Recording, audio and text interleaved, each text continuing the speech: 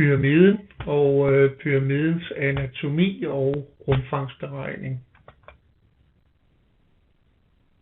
En pyramide, når man siger det, så tænker du nok på sådan en her.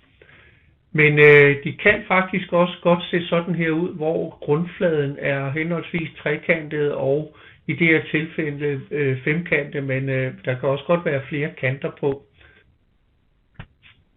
Men det man tænker mest på, det er jo nok de her pyramider nede fra Egypten af. De kan også mødes i et telt eller i madpyramiden. Den har du nok også hørt om. Når jeg skal beregne pyramidens rumfang, så skal jeg jo kende højden og grundfladens areal.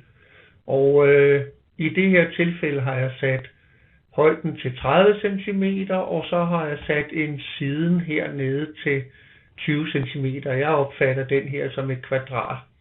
Og så har vi lige den her skrå side her, som jeg vender tilbage til. Formlen hedder en tredjedel gange højde gange grundflade, og det er faktisk fuldstændig den samme, som bruges i keglen. Jeg starter med at udregne store G. Da det er et kvadrat, så er det 20 i anden.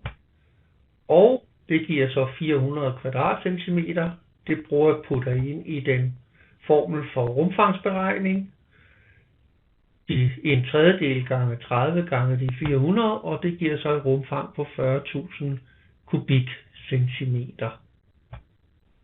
Så er der lige den her skrå side. Den kan man beregne, hvis man kender det stykke her og højden her. Det samme vil gøre sig gældende, hvis det gik herfra og herud til. Så vil man kunne finde den sidelængde. Der skal man bruge Pythagoras til det.